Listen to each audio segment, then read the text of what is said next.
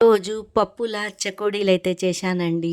ఇంట్లో ఇలా చేసి పిల్లలకి పెడితే ఇష్టంగా అయితే తింటారు. మనం షాప్‌లోకించి తెచ్చుకోకుండా ఇలా ఇంట్లోనే 20 నిమిషాలలో ప్రిపేర్ అయితే అయిపోతది పప్పుల చెకోడీలు. చూడండి ఎంత కరకరలాడేలాగా అయితది. పిల్లలైనా, పెద్దోళ్ళైనా ఇష్టంగా తింటారు ఇలా చేసి పెడితే. దీని ప్రాసెస్ ఎలా చేశానో చూపిస్తాను. వీడియో మాత్రం స్కిప్ చేయకుండా అయితే చూడండి. ఒక పావు అయితే బియ్యం పిండి తీసుకున్నాను నేను.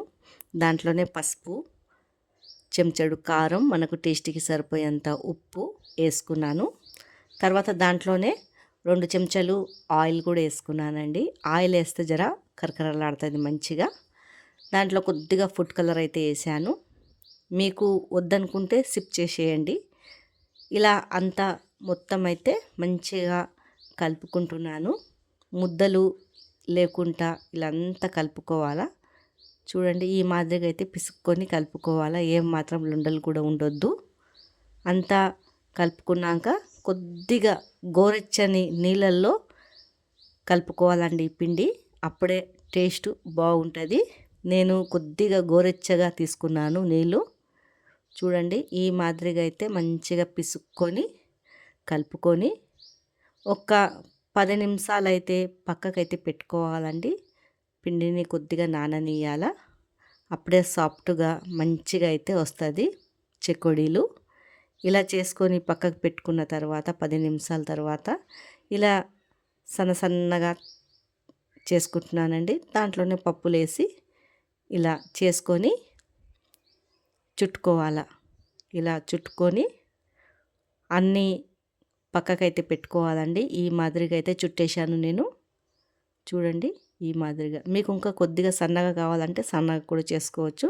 నేనైతే ఈ మాదిరిగా ఇలా చుట్టుకొని అన్నీ అయితే పక్కకైతే పెట్టేసుకుంటున్నాను. తర్వాత ఒక ప్యాన్ అయితే పెట్టుకున్నానండి. దాంట్లో ఆయిల్ వేసుకున్నాను. కొద్దిగా ఆయిల్ హీట్ ఎక్కాక ఒక్కొక్కటి ఇలా వేసేసుకుంటున్నాను. చూడండి ఇలా బాగా మంట ఎక్కువ అయితే పెట్టొద్దు. సిమ్ము మంట మీదనే పెట్టి కాల్చుకోవాలా. ఇలా ఒక్కొక్కటి జరుపుకొని వేసుకోవచ్చండి. మనకు గిన్నెలో ఎన్ని పడుతుందో అన్నీ వేసుకోవచ్చు. చూడండి ఈ మాదిరిగా అయితే అన్నీ వేసేస్తున్నాను. ఇలా ఇంకా జాగా ఉంటుంది కదా దీంట్లో. ఇలా అన్నీ ఒక్కొక్కటి అయితే వేసుకోవాలా. అంత మంచిగా అయితే క్రిస్పీగా అయితే లోపల ఫ్రై కావాలండి, పచ్చి లేకుండా. అంత మంచిగా అయితే ఫ్రై అయితే చేసేసుకోవాలా. ఒక్కొక్కటి వేసుకొని ఇలా అన్నీ అయితే వేసేసాను. చూడండి క్రిస్పీగా అయితే ఎర్రగా కాల్చేసుకోవాలా. ఇలా పిల్లలైతే మరీ అయితే చేసి పెడితే మరీ అడిగి అయితే తింటారండి ఇలా చేసిమని. అంత టేస్ట్ అయితే ఉంటుంది పప్పుల చెకోడీలు. ఈ మాదిరిగా అయితే మంచిగా దోరగా అయితే వేగాలండి. చూడండి ఈ మాదిరిగా వేగేశాక అన్నీ తీసేస్తున్నాను పక్కకి. ఇదంతా పక్కకైతే ఇలా తీసేసుకోవాలి. కరకరలాడతాయండి ఈ మాదిరిగా వేపుకుంటే. లోపటంతా మంచిగా కుక్ అయిపోతుంది. ఇవన్నీ అయితే తీసేస్తున్నాను పక్కకి. ఒక డబ్బాలో స్టోర్ చేసుకొని పెట్టుకుంటే పిల్లలు ఎప్పుడు అడిగినప్పుడు ఇవ్వచ్చు. మీకు ఈ వీడియో నచ్చినట్లయితే లైక్ చేయండి.